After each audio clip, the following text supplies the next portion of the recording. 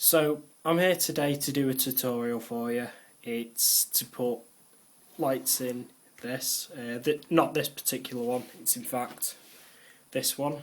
So I've already done this one first, so let's just move it over there. So before you ever do something to a DCC ready loco or fitted loco, if it's a ready one, use an analog controller and test it out.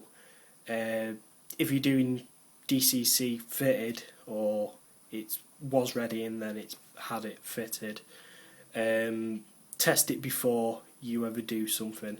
The factory set numbers are obviously number 3, so instead of changing it round so it's like number 6 on hinge roller for me, it's number 3 for me, because it's been put in. I've reset the decoder.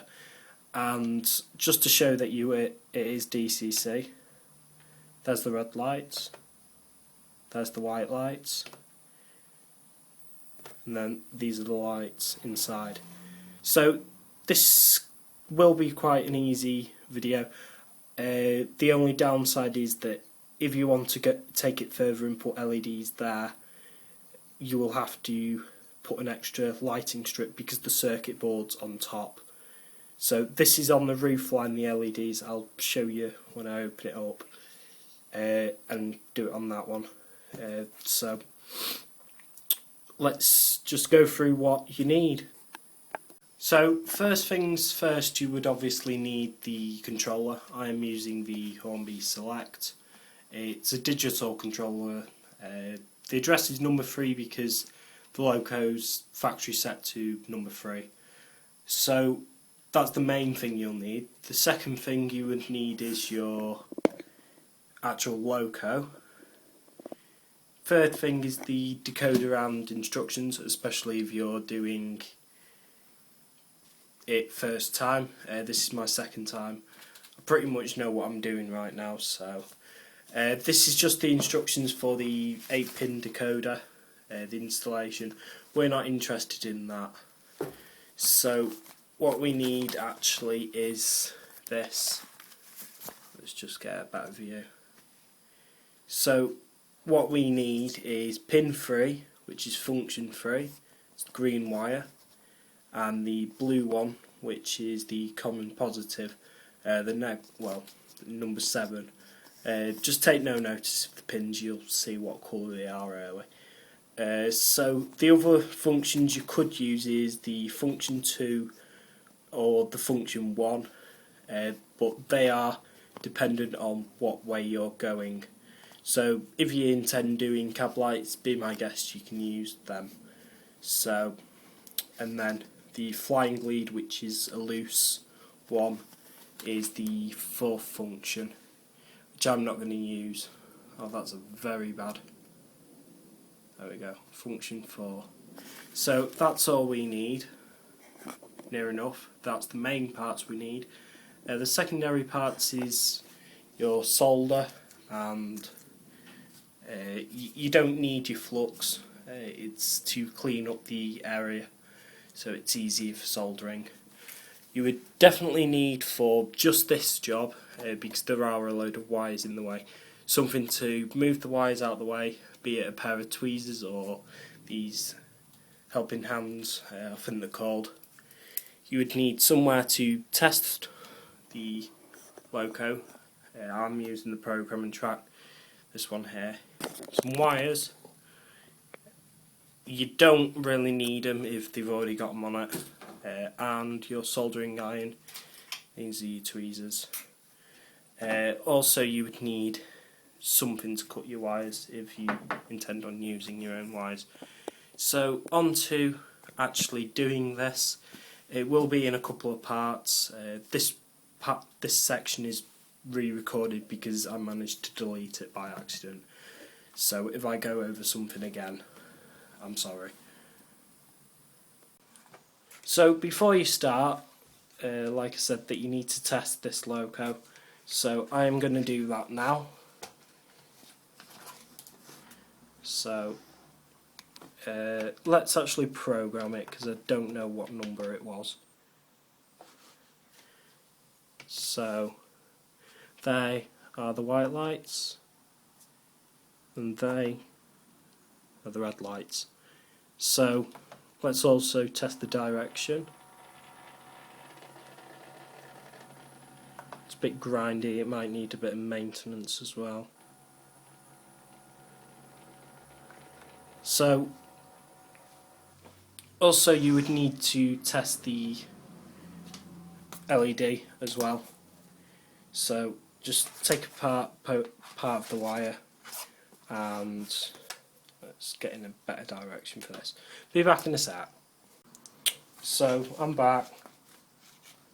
So yeah, it works, and let's try it the other way because DCC works both ways.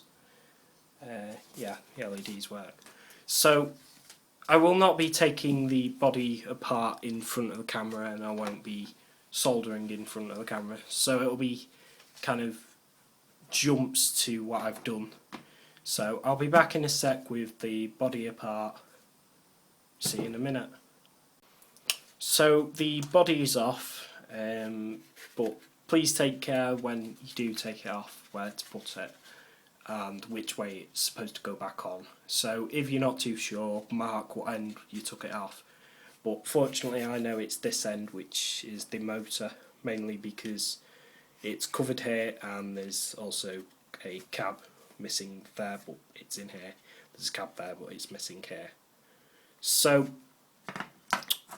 what I shall be doing then is putting from just about halfway, let's say about there, I will put in LEDs there. I'll take off the circuit board, unlike what I did with the other one, I just did the light there. So I'll solder it to this connection here, the 8-pin socket, and I'll put LEDs under there. I might have to take the board off to stick it on underneath. So I'll be back in a sec with where the LEDs have gone. So I'm back again. It turns out that the LED strip was too large, but that was intentional, so be careful when you do make the first cut. You might cut it too short and then end up cutting or too long and wasting a load. So this will be, this is the offcut. One of them will be used for one of my buildings somewhere, and one of them will be used for under here, the circuit board. It won't conduct electric because it's underneath the tape is a kind of plastic or something like that, insulator. That's it. So this one will go around about here. I'll measure up where it needs to actually go, and then it'll go in on top of the roof here. So I'll be back in a sec and show you the results. So I've just put it in. It stops just off over there. There is a clip here, but I can't really cut that down because it's in a strip of 3. And it just stops before the circuit board, so that's really good. You can also use like a strip board, but this is probably easier. So before you do anything, you should test these. I've marked these before testing for purpose. So the blue one will be the positive for the decoder, and the green one will be the negative. In fact, the actual colours are black and red, obviously. So before you do anything, like I said, you test it. It doesn't matter how you test it as long as you test it somehow. So because that's not actually touching the rail. So the lights work. They are a bit bright, but it'll do. So I've just tested it now. Let's do the soldering work. But before I do the soldering work, I knock that over. Thank God the lid's on it. So before you do anything, like I said, that you might need some tweezers or something to keep these wires out of the way. It's not that. It's not exactly the same for every loco. So onto the soldering. So this is the most important test right now. It's just been wired up over here. So, and also these two other wires coming off here for the other strip. So I'll put that on in a sec. Let's just go test it. There we go. It's bright because it's pointing at the camera, so let's go do the last part and I shall see you in a minute. So this is the last LED now. It just needs to be stuck in, and this is the second most important test. So let's just, there we go, that one works. So all I need now is to fit all the wires in, make it all snug, and put it on the track and let's have a look at it. So that is the 153 Arriva Trains Northern, and this is the Arriva Trains Wales 153. So also I'll let you be the judge of having lights there. This is in the dark right now, kind of give you a bit more lighting. So, but it might improve if I do have cab lights. But for now, that's about it. Bye. So it's been about 3 or 4 days since the last recording of this. Instead of doing a new video, I managed to sort out the wires, not brilliantly, but less noticeable. I mean, you can probably just see that's the red wire. So the black wire, let's show you this way.